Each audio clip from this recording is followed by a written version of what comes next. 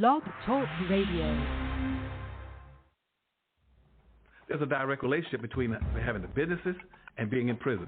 Go find see how many Asians you can find in American prisons. They ain't gonna be in there. But 51% of your prisoners will be black because blacks don't have any businesses and industries. There's a direct link. Blacks won't practice group economics. Black won't practice group politics. If you don't practice, you're setting yourself up. I told that 5-story building, you're setting yourself to get wiped out. Understand the nature of race, which is economics. If you build the first floor, it's economic. Build your businesses and your industries. Control business and industry, and put that pools in your money, and hold that money, and practice group economics with it. Arab and Asian money bounces 12 to 13 times what it leaves. Jewish money bounces 18 times. Black folk got to learn how to practice group economics. Black Americans spend every penny they get outside their own community. Then you take the money and the wealth that you get from that first floor and go to the second floor. The second floor is politics. You then take that money on the first floor and you control your politics. Black folk must quit allowing people to tell them to go out and vote. Vote for what? Nobody's going to do anything for black folk in politics. Politics is controlled by money, major corporations who got the money. That's what controls politics. If you have no money, you have no say-so, you have no benefits coming. So you take your money and you control, and you take your money on the first floor, you buy every politician on the second floor. And any politician you can't buy, you rent or lease them to get what you need. Then once you get the second floor under control with the politician, with your money, then you go to the third floor. The third floor is the police department and the court system. You take your money from the first floor and your politics on the second floor, and you control the court system and the police departments. Then the fourth floor then is media. You then take the money that you generate off the first floor from business and industries, and you go after radio stations, TV stations, newspapers, and cable systems, so that you can now inform and communicate with your own people. Right now, black folk own and control less than 35 thousandths of 1% of the media in the United States. Out of 12,000 radio stations, black folk own about 75, 80. That's all. You own no cable systems. You don't have a daily newspaper. You have nothing of importance. You got about one black TV station. And so you can't communicate with your people. You can't inform your people. You can't do anything. You can have Rush Limbaugh and all the rest of the guys talking about racism all day long and bad-mouthing you, and O'Reilly. They can call black folk all kind of names all day long. What are you going to do? You can't respond. You can't communicate with your own people because you don't have an economic base. 51% of all the prisoners in the United States are black people. Even though you don't make up 12% of the population. That's no accident. It's because you don't control the economics and the politics. And they're going to go after the weakest people they can get their hands on to incarcerate them. That's the black folk. And what are you going to do in response to when they over-incarcerate you? You're going to go out and have a march, a demonstration. We're going to march. March for what? Who cares? Marching never changed anything. Adam Clayton Powell, for the first time, was defeated. Charles Rangel won in a very close election. Within a few years, Adam Clayton Powell would contract cancer and die. If we must die, let us not die like hogs penned in some inglorious spot. What use is an extra year or two to the man who kills the time that God has given him? Much of the story of Adam Clayton Powell is on display here in this anteroom of the Abyssinia Baptist Church. But there are many parts of the Adam Powell story that you cannot see hanging up on the walls, mainly the ironies in his life. Isn't it ironic that Adam Powell was such a loud voice that few people would listen to? Perhaps if his loud voice had been heated on the question of police corruption, there may not have been a Knapp Commission. If his loud voice about government corruption had been heated, there may not have been a Watergate. If his loud voice against hypocrisy on Capitol Hill had been heated, perhaps Wayne Hayes and Tom Dodd and Earl Butts and Carl Albert and countless others might have not have been caught in such embarrassing situations. Adam Clayton Powell represents still another chapter in a long story of black militant fighters against oppression and injustice here in America. He wasn't perfect. He had his faults, but don't we all? The point is, he was a fighter. If he did play, He worked harder than he played. Most of all, he was a fighter. As I know here, you're in trouble, where it says about 30% are unemployed. That's why I'm working hard to get this surplus food here. Some of you say to me, well, I'm not like you. I'm not a congressman. I haven't got education. I haven't got work. But you're a human being. And you know what you've got? You've got in your hand the power to use your vote and to use even those few cents you get from welfare to spend them only where you want to spend them.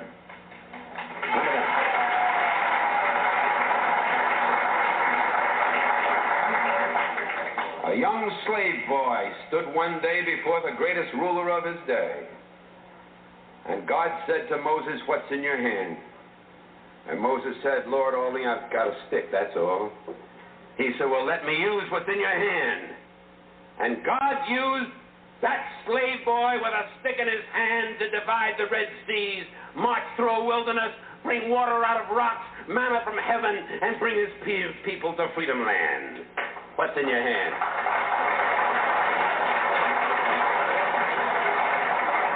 What's in your hand? George Washington Carver, who was so frail that he was traded for a broken-down horse as a slave boy. And George Washington Carver, sitting in the science laboratory at Tuskegee, told me, he said, Dr. Powell, he said, I just go out in the field each morning at 5 o'clock, and I let God guide me. And I bring back these little things and work them over my laboratory, and that man did more to revolutionize the agricultural science of peanuts and of cotton and sweet potato than any other human being in the field of agricultural science. What's in your hand? Just let God use you, that's all. What's in your hand? I've got a string in my hand, that's all, and I'm flying a kite. And way up in the heavens, lightning strikes it. And I, Benjamin Franklin, discover for the first time the possibilities of electricity with a string in my hand. What's in your hand? Little hunchback sitting in a Roman jail? I haven't got anything in my hand but an old quill pen, but God says, write what I tell you to write. Paul wrote, I have run my race with patience. I've finished my course. I've kept the faith. Henceforth is laid up in me a pot of faith. What's in your hand, little boy? All I've got is a slingshot. And the enemies of my people are great and big and more numerous than we are. Well, little David, go down to the brook and pick out a few stones and come on back and close your eyes if you want to and pull back that slingshot and let it go. And David killed the biggest enemy, the leader of the giants, against his people, and his people became free, just letting God guide a stone in his hand. And a few years passed, and David is a king. And God says, what's in your hand? He said, I've got a harp in my hand. He said, well, David, play on your harp. And he played, the Lord is my shepherd. I shall not want. Maketh me to lie down in green pastures. Leadeth me beside still waters. Yea, though I walk through the valley and the shadow of death, I'll fear no evil. What's in your hand? What's in your hand? Man hanging on a cross? I've got 2 nails in my hand. Father, I stretch my hand to thee. No other help I know. If thou withdraws thyself from me, whither shall I go? And that man, with 2 nails in his hand, split history in half, BC and AD. And what's in your hand tonight, people of Cambridge? You've got God in your hand, and he'll let you win because he's on your side and one with God. Always in the majority, so walk with him and talk with him and work with him and stick together and fight together, and with God's hand in your hand, the victory will be accomplished here sooner than you dreamed, sooner than you hoped, sooner than you prayed for, sooner than you imagined. Good night and God bless you. All right. Abiding Faith House and Ministries. This is a Build and Plan podcast. Robin, are you? Oh, I got to open up a mic. Robin, are you there? Yep, I'm here. Okay, anybody else out there? Delmar's on the line. All right, we got Delmar. Anybody from Jacksonville online? Because I sent out text messages today. Uh-huh. Okay. Well, this will be a short. All right, here's what. Let me put it out anyway. The text message that you sent out, what did you say in the text message? No, I just voiced it. I understand that. I'm still asking you, what did you say? I said there's a planning meeting today or tomorrow. You can come either Monday today or tomorrow Tuesday. We also have one on Saturday. You don't have to attend all three, but you need to attend one so we can start planning. That's what I said. Paraphrasing. Okay. So, all right, well, we're going to go ahead with what we got. Okay. So, the main people, we got, let me say this before I go to the 10 checklists. It seems like, because I'm just looking at how people are responding. All right, they'll come out during the rain. That's a great thing. And when you get them on the phone one-on-one, I've got pretty good feedback from that. So now they also came out. They came out a lot last week. They came out Tuesday. They listened Monday. They came out Tuesday. Quite a few of them on the call Wednesday. Did we have a call on Thursday? I know we had one on Saturday morning. I think we had something on Thursday as well. So they did a lot last week. But they seem to respond pretty well by one-on-one. So here are the 3 checklists, and we'll retool again for tomorrow night. But the checklist I have, we need a master checklist, and this is in preparation for 2 dates, 2 build dates. That is the 21st of this month, which is a Saturday in October. That's a build day. And then for all practical purposes, the 4th of November, which is a Saturday, but people want to meet and greet, the meet and greet part on Friday evening, and then the build is on Saturday. All right, so this is in preparation primarily for the 21st, which is a Saturday. All right, the checklist, and we're ahead of Saturday. I figured, because they've heard us on Monday, so this time last week, we were on the radio. All right. So, master checklist, and these are 10 items. That's the first one. Materials checklist, security checklist, because after you get the tools and or materials, you're going to have to. You need security. You don't want none of that stuff walking off. Transportation, in other words, once we know where we're going to buy it, or who's going to deliver it. If somebody's going to deliver it, we don't have to worry about that aspect of the transportation. However, if there's some things that we individually need to buy, how is it going to be transported to the particular build site location? All right, eCommerce checklist, event location checklist, because we need pictures ahead of time of what that place looks like. Checklist number 7, health, safety, and wellness checklist. 8, this goes into the last one, hydration. So that's in 7. Susu, education, I love language, that checklist. Then I included in that potluck, And that sort of can be all rolled up into number 7 and 8. And then, so actually, we got 7 checklists. And then the last one, the November the 3rd and the 4th checklist. That'll be the second build day that we have. So,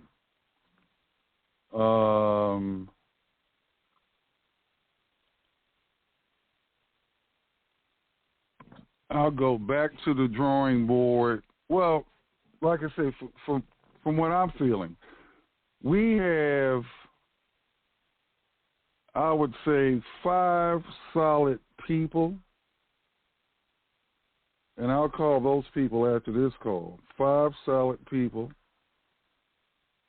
Could be more than that. One person I talked to an hour ago, she thinks it'll be more than that. But for right, that's what I'm just feeling based on from last Tuesday, because we had like 11 people there,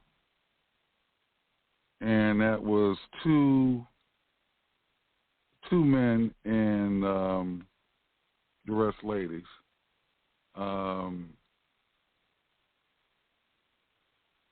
So anyway, what I'll do is when I call people is I'll name the check, let's say committee, and which one would you be interested in?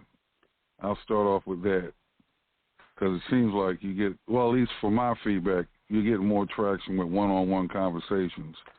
Because last Tuesday, you couldn't get in a group setting.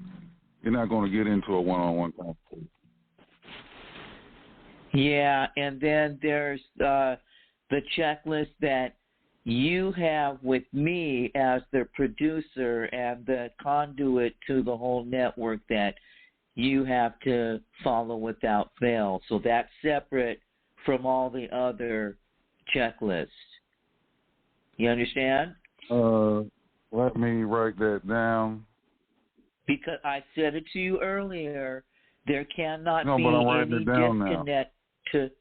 There cannot be any disconnect between you and me. I have an alternative with other people recording as far as installing the device. However, at the very least, you still have to call my phone and put it on speakerphone at the very least. You understand? You have to maintain it. You cannot have any, there cannot be any disconnect between you and me, because I'm the producer. I'm the conduit to the connection to the rest of the world. I am co-host and even though I'm not there. And we have everything set up so that I can attend remotely. And all that is dependent upon you not disconnecting from me. That cannot ever happen again. Okay? So we will have a checklist. Yeah, we will have a checklist for that you must follow. So that way, if there's any changes, like as there were, there's no reason for me not to be abreast of anything. You understand? And you don't tell me later after the fact. And the way to prevent that is for me to be in on all conversations simply by opening up your microphone and connecting to me. And then I've got other people that will install the app, and they'll turn that on there so that all you have to do is facilitate the meeting. Does that make sense?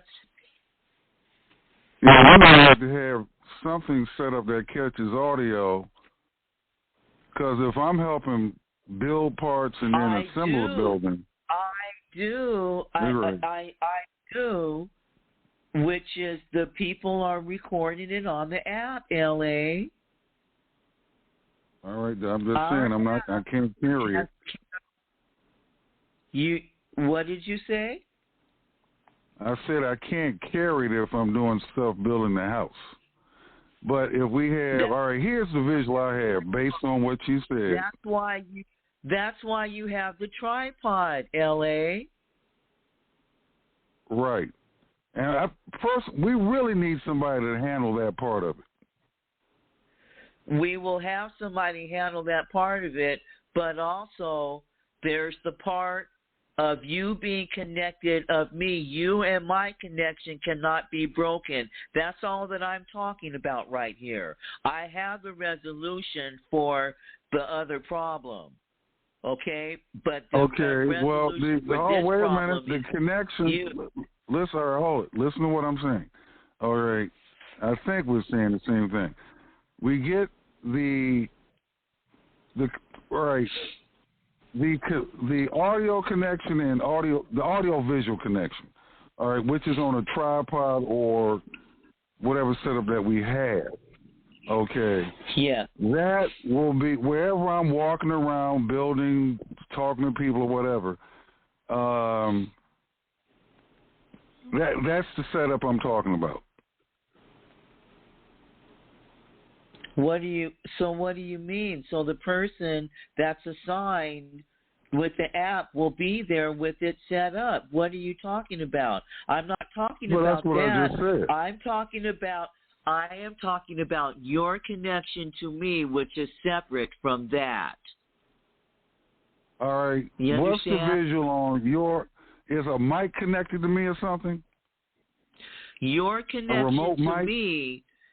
Your connection to me, LA, so that I am not left out of the loop and the chain is not broken, is simply you call my phone.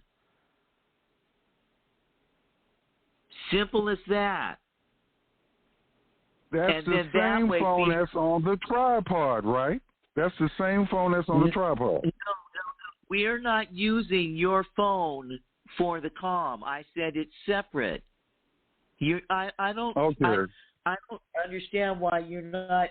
I'm explaining myself. Someone else is going to. What's the device? Somebody else will have that device? Someone else will have the app, and they will have the free conference call installed on their app, and they will have it turned on, right? You might have to allow them to use your tripod, okay? Oh, that's no problem. Now that is separate. That's for the meeting, the recording of the meeting. But the connection to you and I is you calling my phone. It's two separate animals. Do you understand? And the connection to you and me, it's a separate checklist, and it cannot be broken. I cannot be left out of the loop like I was last time. That can never happen again. I had this conversation with you earlier. I don't understand why. All right, what I'm asking is, what is the device for that? Your phone. Specifically. Your phone, L.A. And what I'm saying, when I'm building and assembling, I'm not going to carry that phone on me. Yes, because you of are. the nature of what you're doing. Now, if you got like one of those remote things.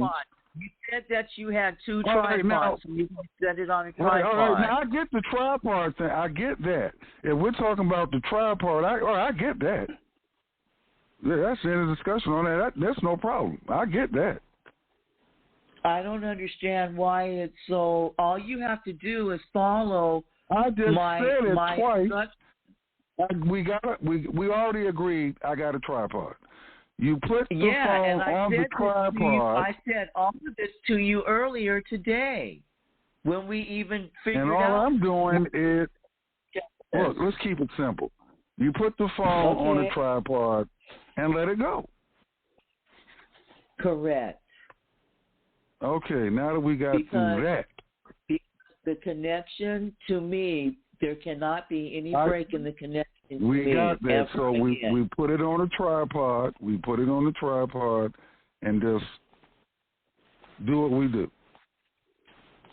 Correct. All right. So that's simple. All right. I already got the tripod, so I got two of them. So that's done, and then you got the other person, which they'll handle whatever you told them to. So, all right. I've just added Robin communication checklist. So we will, when we talk in the morning, we'll just officially write that out. All right. Okay, so that's a total of 11 checklists. So, like I said, I got the five. I call them the starting five, and we'll just work with what we got with those five. And like I said, we got tomorrow this time, and then we got Saturday. So, and then we got 3 days in between that. So, and right now, based on the last month, those people heard us coming from work. They heard us in the car for the most part. Their cars or the transportation. So they might be in transit this time of day. Because I'd say about 80% of them, if not 90%, they heard, at least every time I asked them a question that when I first contacted them, they heard us in their car and or truck. Some were coming from Bible study, some were going home, some, at least two, were probably going to work. Last Tuesday, lady told me from the giddy up, asked me how long it's going to last, and because she had to be at, she had to leave out at 7 to go to work. So, anyway, live and learn, So I'll call and brief people by phone if I need be, because I've done that already with some people on some other matters. So, any other questions? I'll be back here tomorrow night, and then I'll catch, like I said, there's 5 people that I think are pretty solid for this. And out of that, there's 1 male, and there's at least 1 female. Watch this. Yeah. Those 5 people were based out of the people that showed up, particularly the last time or two, and everybody's availability hasn't been that. So I would tend to expect for more than just the 5, and then I would make sure that you do the blast of information out to everybody, that you don't narrow it down to the people that you think. Well, I contacted everybody today. Everybody today, 30 people. All right. I'm just saying, out of the 30 people in a month's period of time, all right. Yeah. The strongest 5 came out of the 11 that showed up last Tuesday. So I'm just going by, my vibe. Because as I called you earlier today, and we both had the same number, 5. They show up both in person and on the call. It's been an average, 11 to 13 people, right? Well, I'm not going to count the calls that came in, the initial calls that came in on the radio program. The acid test for me is who showed up Tuesday, from the ring. Uh-huh. Because one of the people I talked to today, last name Carol, she called the station to see if they was, whether it was postponed or not. So whoever at the station told them I was there. So, I don't know what the rest of the people did. And then at least 1 or 2 people that called the next day, Oshun, the lady, her first name was Oshun. She was on her way over, but the rain stopped, and then another person ran into a flood. So, and that's Jacksonville rain. So, but my gut instinct, based on the 5 that showed up out of the rain, there's about 5 of them that I think that are the most solid.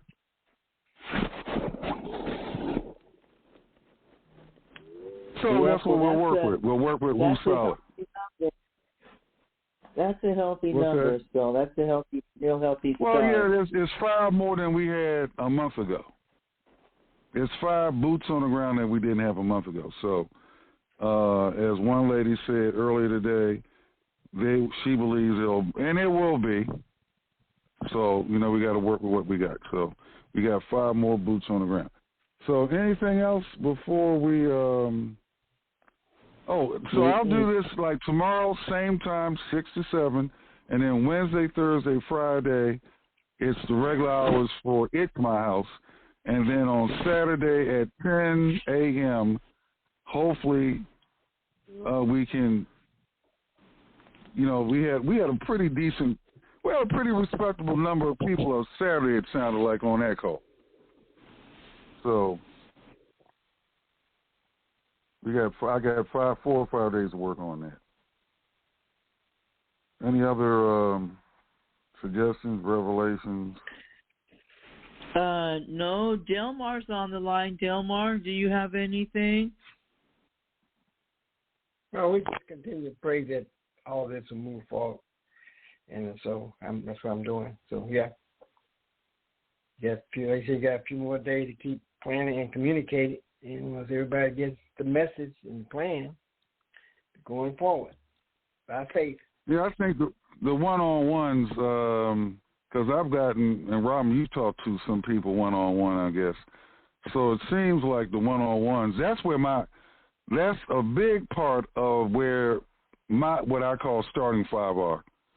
They came out, plus the feedback and one-on-one conversations have been, pretty accurate. I mean, not accurate, but what's the word? So I would suggest that you make that consistent, and that if not every day, then maybe 2 or 3 times a week, at least twice a week, you're calling and talking to everyone one-on-one. I agree with you 100%.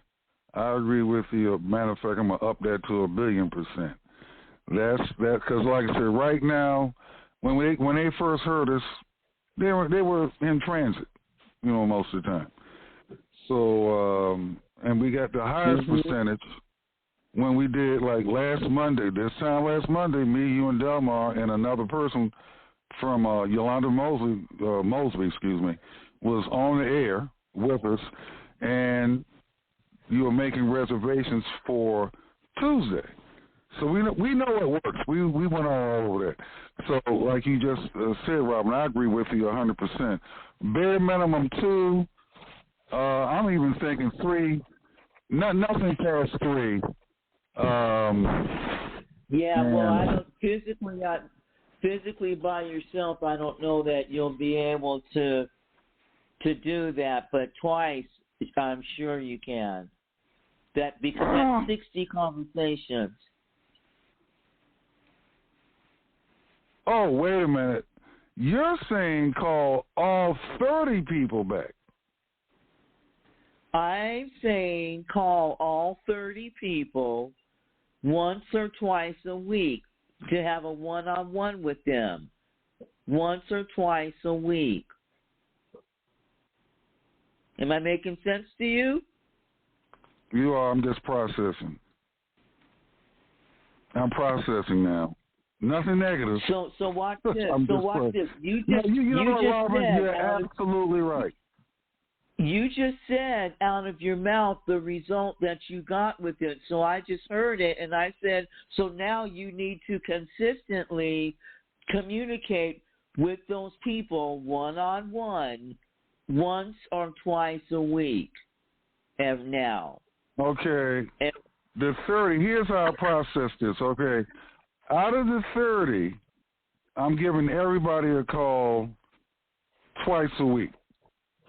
But then there's another group of people that I will call for an additional time, and that's out of the people who showed up. Just do that. That can count in the time as one of the contacts that week for that person. It's not extra. I can handle that, Robin, because I've handled as many as 80 calls in a day. I can handle it. But listen to me. Just let that be one of the people instead of making an additional round of numbers that you need to call in another category. So if you're already speaking to them, just let the conversation be. Well, hold it. The ones, or hold it, particularly the 5. Okay, because out of the 30, all right, most of that 30 didn't come. We're talking about out of that 30, we're talking about 11 that showed up. Okay, out of that 11 that showed up, you got 5 solids with a possibility of a 6. Okay, so with those people, I'm gonna have to give more attention to anyway, because they're the boots on the ground that are going to build this thing on the 21st. And they're getting that attention with the greet beat and bills and the phone calls and the podcast and the I'll tell you what. I'll report to you on a daily. What I'm doing. Yeah. All I know so is I'll get it done.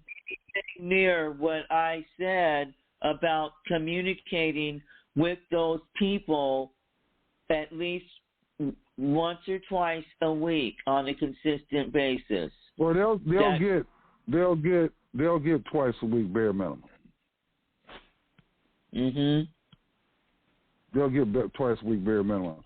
Some will get more than that, because if they're boots on the ground and helping us prepare for the 21st and the 3rd of November, those obviously we got to talk to those people more. But that's maybe 5 at best. Yeah, and they're already but all 30 will get a call. They're coming in on the meet, greet, and builds. They're coming in on the prescribed telephone conferences and whatever that we already have established. I'm just merely talking about you said that the good result that you had by calling the people. So I just took that and I said, okay, so you need to call everyone on our list one-on-one. Which we've already agreed. We've agreed to that already. Week. So we agreed to that already. Just that simple. So, right. Well, Willie's on the line, I believe. Who? Willie. Who's on the line? Oh, Willie. Okay. Willie. All right, we got the original 4 here then. Yep. The original 4. Okay. So Willie, just as a real, here are the dates. We have the bill dates. We have 2. The 21st, the 3rd Saturday in this month, which is the 21st, and then November the 4th, with a meet and greet on the 3rd, which is a Friday, which you suggested that in Delmar.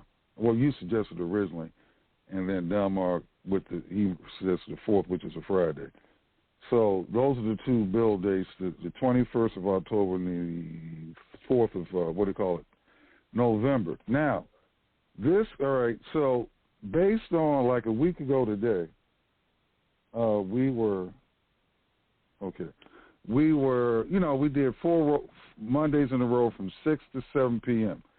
So now I've contacted all those people today and told them about this planning session where we have 11 checklists, 10 with them and then 1 with me and Robin on communication, but in production. So this was this night before. So if they didn't come tonight, they can come tomorrow night. Or if they, I was trying to get a jump on Saturday instead of trying to cram everything in on a Saturday planning session. Get a head start on a day, and then you got Thursday, Wednesday, Thursday, Friday to do one-on-ones with people that are boots on the ground in Jacksonville for that. So right now, the feedback we got is, okay, Jacksonville people are not on the line tonight, Monday night. So thinking back, because few people, they heard every show we did. So they were probably in their car. They were going somewhere, wherever they were going, church, home, Bible study, what have you. So the best way to communicate with them other than in person is give them a call one-on-one, and then say, all right, here's what we got as far as checklists or committees. Which one do you want to be a part of? Just off the top of my head right now, I think, I'm just one person, Robert might have a different opinion, I think we got 5 solid people that can participate in the build. Will they be hands-on in the actual physical building? No, but probably some other aspect of it. Robin? If you're there. Yeah, I think so. Yeah, 5. So we're both, 5. And out of those, we have 1 male in my count. Now, how many males in your count, Robin? Boots on the ground, Jacksonville. Was it 2, 3? Well, 2 showed up last Tuesday, but one of those 2, I don't think he's going to get involved. You don't think Mr. T is, or is that Bruce you're talking about? I believe Bruce Hatcher will. He's one of my 5, but he's the only male that is one of. So why don't you the other think 4 are female. Why don't you think Mr. T will? Is it Mr. Tate, whatever his name is? You know what I'm talking about? Are you talking about Telfair? Yeah. You talking about Telfair? Yes. I will. You know what? I put a call into him today and left a message. I will call him after this show. I mean, not this show, but after this live stream, I will call him up because he did sound pretty energetic on Saturday. Yeah, he's been participating. I will call him because you're right. He did sound very energetic, and he did let me know in advance that he couldn't have made last Tuesday, but he was still interested. So I will call him back right after this. But I did call him earlier today and left a message. Mm-hmm. All right, so that's well, let's say he's the possible 6. That'll make it 2 men, and then the rest ladies. There's another guy that I was looking at, but I don't think he was there. He was the first one there. Came 15 minutes early. He has experience building shit. He and his 2 brothers built, but he's retired, and I think he just came out to see what was happening. But I will keep him in the loop, as well as the 29 other people, on a weekly basis until we hit back on the air.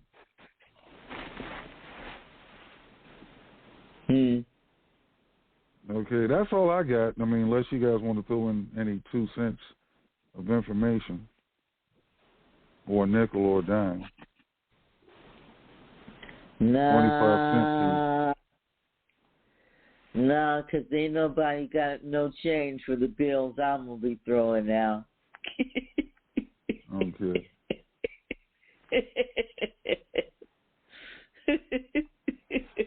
All right, so there's only 1 person out of this 30 that, and I told you that I shared this with you, Robin, last week.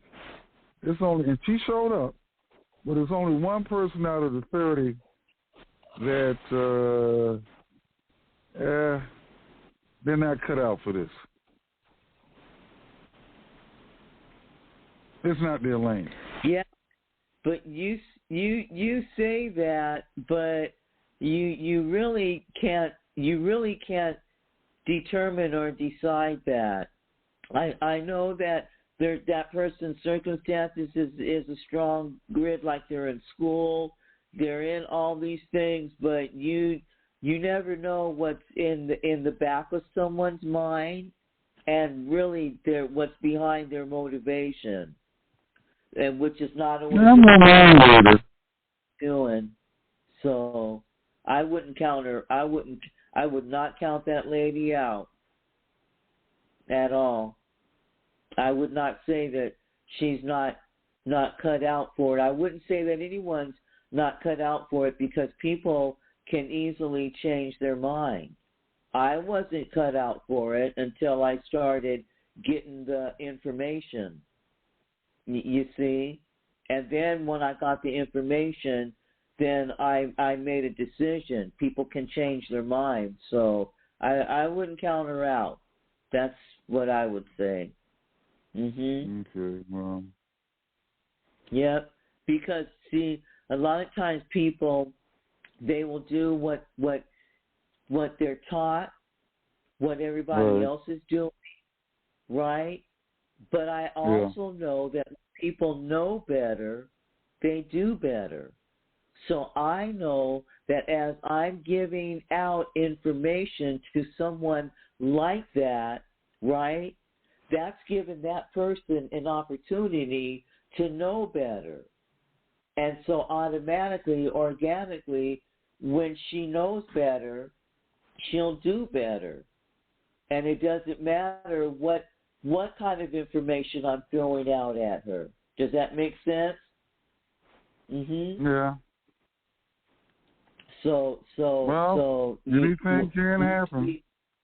See, when I was homeless, I had to deal with a lot of people that was, as you say, stuck on the grid, and they were so stuck on it that they would continue to go stand in line at a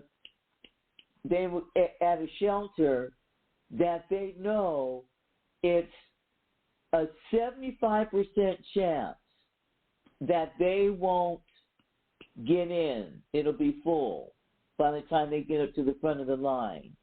And they wouldn't even change their minds enough to say, oh, well, you know what? If I get here earlier and get in the line sooner, then I will get it. Most people think like that.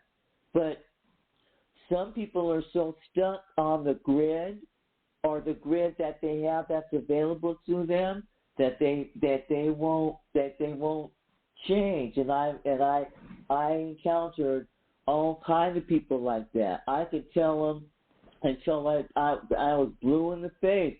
Man, you could do it like this, So they they wouldn't hear it. So how did I would have to find other ways to convey and communicate what the information that I had to these people. And sometimes the only way I could is by doing it myself, or by continuing to, like, if I couldn't get an opportunity at a shelter, I would say another woman, hey, you could go here because they're paying 30 days on your first month's rent. You know, they're paying your first month's rent deposit, blah, blah, blah, you know, and things like that. And so when I was able to break through that stuckness that they had, then they started hearing me. Then when they knew better, they did better, if that kind of makes sense. So that's just an example of how I don't just kind of just, you know, what someone seems like, because I was stuck, and I didn't have anyone out there that was willing to come out there and teach and lead and give information so that I could live off the grid and debt free. Nobody was coming out there at all, you know. So, and we see just by going out there, the people are responding to it. So, right. Yep. All right. Well, yep.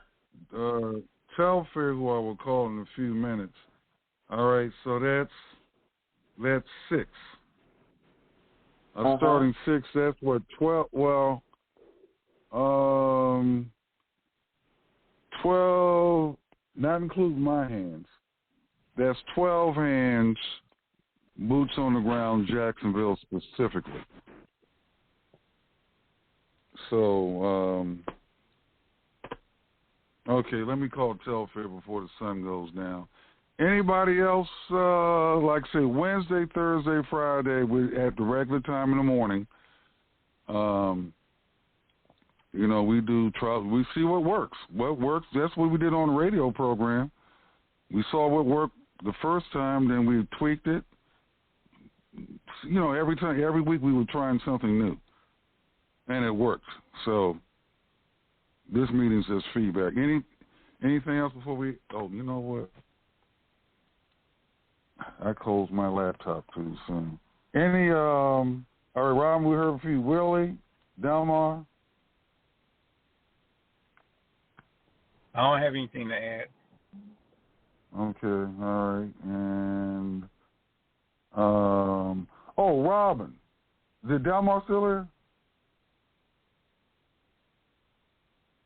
I don't hear him. Robin, you still here? Yes, he's still here. Robin, give. All right, I was sharing with Willie a little bit about what's his name, Chris Collins. Give us your take on Chris Collins and why you think he shouldn't be involved with what we do. Other than, because if Robin had her way, and I'm not speaking for, go ahead, Robin. Chris Collins, he calls in and he listens in to our show every day. So he's very much aware of what it is that we're doing, right? But he already has not included himself on all the calls to actions and invitations that we put out there. And then whenever he does come on, he pats us on our heads like, oh, good little boys and girls, okay? And he gives us an attaboy, and then he goes back and he talks about his projects and his contracts that he's been awarded, right? But it doesn't benefit us, and he's not including us on any of that. So I think he's an opportunist, and I am not feeling him. Just saying. I don't know if that makes sense.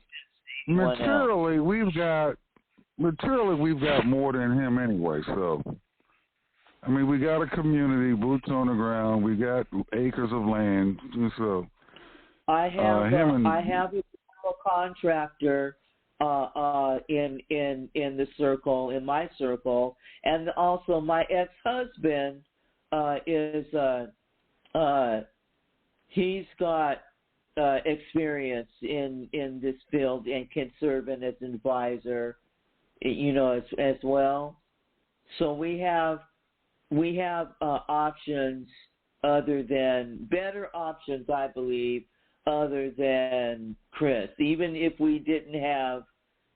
I had no other alternatives, we would still be suited off finding someone better, someone else other than Chris Collins to serve as an advisor.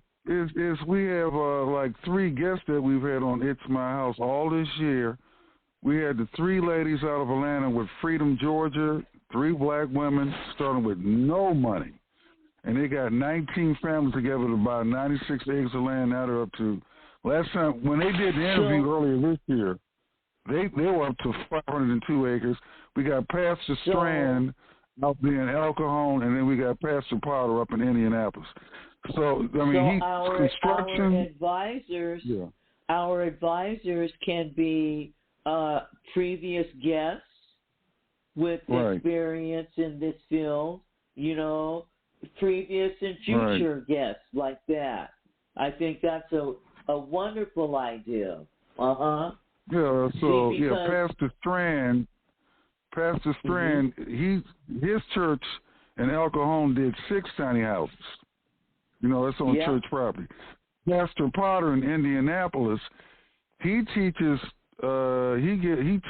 trades to people that's just out of prison, and we've had him on here this year. And then of course we had the 3 ladies that they're starting their own town called Freedom, Georgia. All that's on the internet. And so we, like Robin just said, we got a.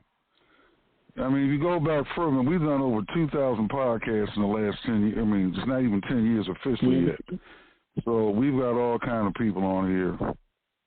So we can just pull from what we've got. Yeah, so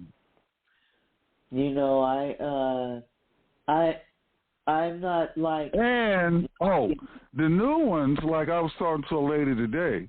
Carol is her last name.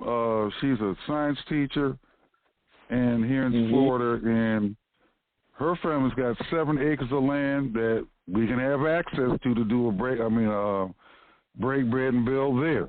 That's 7 acres that we didn't have access to a month ago. So anyway, we'll be all right on that. So all right, that's it on my end. Let me call Mr. Telfair. Everyone have a good rest of the day. Remember, we're gonna save this time for Monday and Tuesday. You know what? You know what? Tomorrow morning, here's what I'm gonna do. Our regular podcast is gonna start at the regular time, 10:30, and then I'll be calling people one-on-one throughout the day after the podcast. So that way, because our regulars who have been with us almost a decade, Beasley, Bianchi, you know that lineup.